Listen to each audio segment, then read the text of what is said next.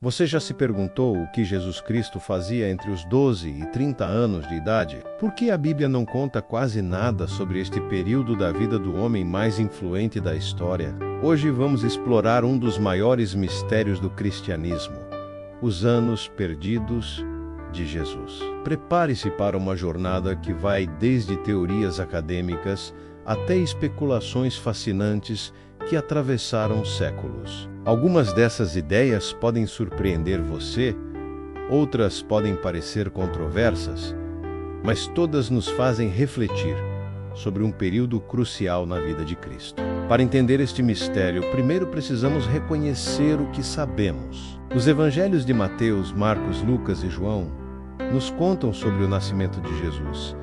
Uma breve passagem quando ele tinha 12 anos no templo, e depois silêncio total até os 30 anos, quando ele inicia seu ministério público. Lucas nos dá a única pista deste período. Jesus crescia em sabedoria, estatura e graça diante de Deus e dos homens.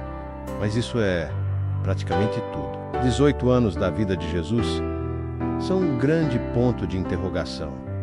Por que esse silêncio? Os estudiosos da Bíblia têm várias teorias. Alguns acreditam que os evangelistas simplesmente não tinham informações suficientes sobre este período. Outros sugerem que esses anos eram considerados preparatórios e, portanto, menos relevantes para a mensagem central do cristianismo. Mas esse vazio criou espaço para especulações fascinantes ao longo dos séculos. E algumas dessas teorias são mais surpreendentes do que você imagina. A explicação mais aceita pelos estudiosos tradicionais é também a mais simples. Jesus provavelmente viveu uma vida comum em Nazaré, trabalhando como carpinteiro ao lado de José, seu pai adotivo. Uma das teorias mais polêmicas e fascinantes sugere que Jesus viajou para a Índia durante esses anos perdidos. Essa ideia não é nova. Ela existe há mais de um século e continua gerando debates acalorados. A teoria ganhou força com um livro do jornalista russo Nicholas Notovitch em 1894, que afirmava ter encontrado manuscritos antigos no mosteiro de Emis, no Lodok, que falavam sobre um jovem chamado Issa, uma possível corrupção de Jesus, que teria estudado com sábios hindus e budistas. Segundo esses supostos textos, Jesus teria viajado pela Rota da Seda, aprendido sobre filosofias orientais, estudado textos sagrados hindus e budistas, e até mesmo pregado contra o sistema de castas na Índia. Os defensores desta teoria apontam para semelhanças entre os ensinamentos de Jesus e conceitos budistas e hindus. A compaixão universal, a não violência, a crítica, as estruturas sociais injustas, a busca pela paz interior. Mas os críticos são implacáveis. A maioria dos estudiosos considera essa teoria como pseudo-história, apontando que não há evidências arqueológicas ou históricas confiáveis que a sustentem. Os manuscritos mencionados por Notovitch nunca foram verificados de forma independente. Na cultura judaica da época, era normal que os filhos aprendessem a profissão do pai. A palavra grega tekton, usada para descrever a profissão de José, pode significar carpinteiro, construtor ou artesão em geral. Alguns estudiosos sugerem que Jesus pode ter sido um construtor, já que Nazaré ficava perto de Séforis, uma cidade que estava sendo reconstruída na época.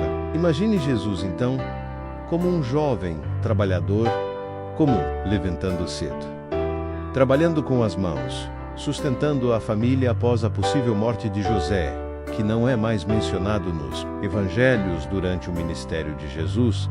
Esta teoria sugere que Jesus passou esses anos observando a vida comum das pessoas, entendendo suas lutas, seus medos, suas esperanças. Essa experiência teria sido fundamental para sua capacidade posterior de falar diretamente ao coração das pessoas simples.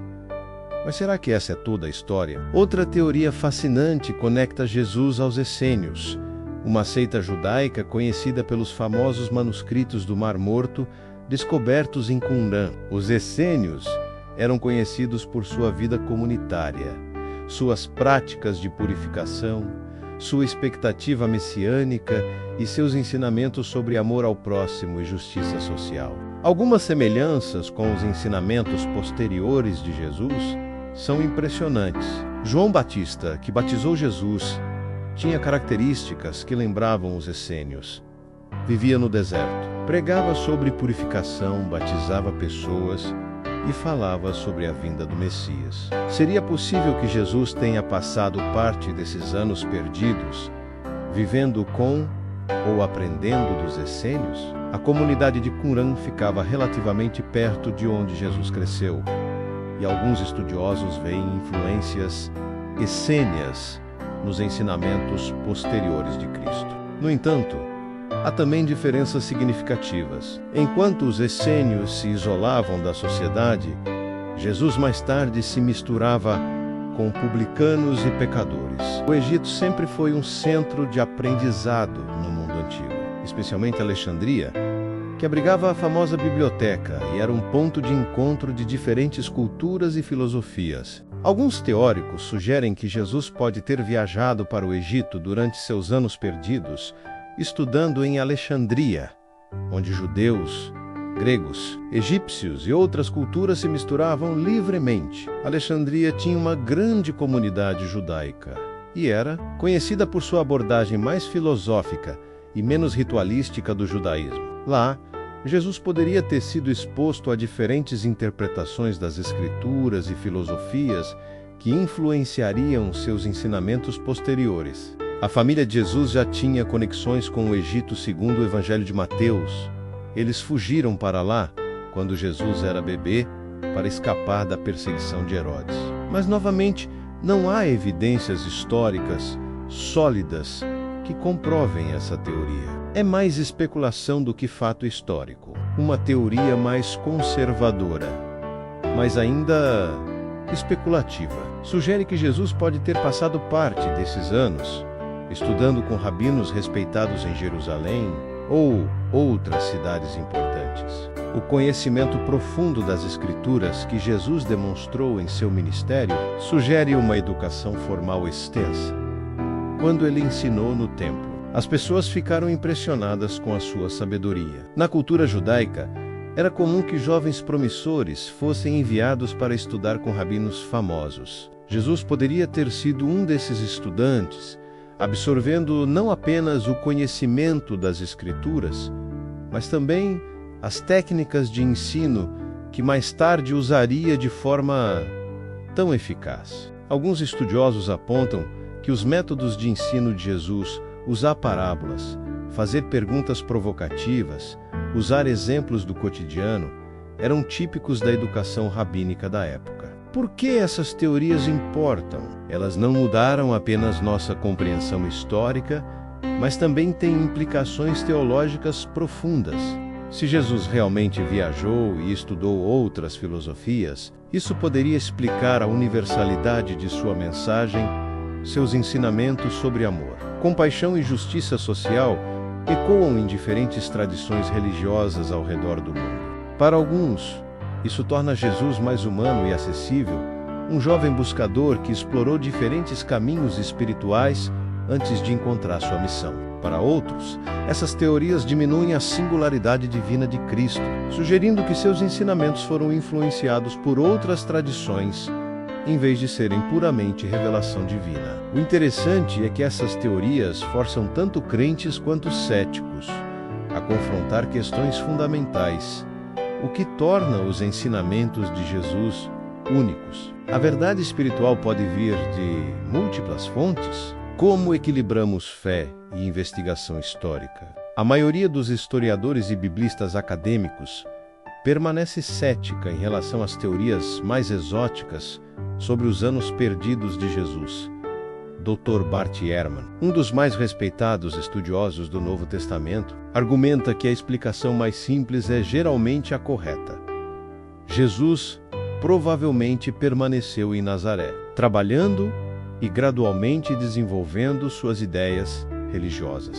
Outros estudiosos, como John Dominic Crossan, sugerem que Jesus pode ter sido influenciado pelos movimentos de resistência social de sua época, preparando-se para seu papel posterior como reformador religioso. O consenso acadêmico é que, embora essas teorias alternativas sejam fascinantes, elas carecem de evidências históricas sólidas, mas as coloca mais no reino da especulação do que na história acadêmica. No entanto, alguns estudiosos argumentam que a ausência de evidências não é evidência de ausência. O mundo antigo não deixou registros completos de todas as pessoas, especialmente de jovens de famílias pobres de aldeias pequenas.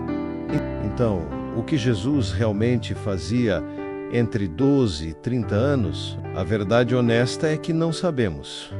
Mas talvez esse mistério seja parte do ponto. Os anos perdidos de Jesus nos lembram que mesmo as figuras mais importantes da história têm períodos de preparação, crescimento e descoberta que permanecem privados. Se Jesus passou esses anos como um simples carpinteiro em Nazaré, ou se viajou pelo mundo estudando diferentes sabedorias, uma coisa é certa: quando ele emergiu aos 30 anos, estava pronto para uma missão que mudaria o mundo. Talvez a lição real dos anos perdidos seja que a grandeza muitas vezes é forjada em silêncio, longe dos holofotes. Durante anos de preparação que o mundo nunca vê, o mistério continua, e talvez seja exatamente assim que deveria ser.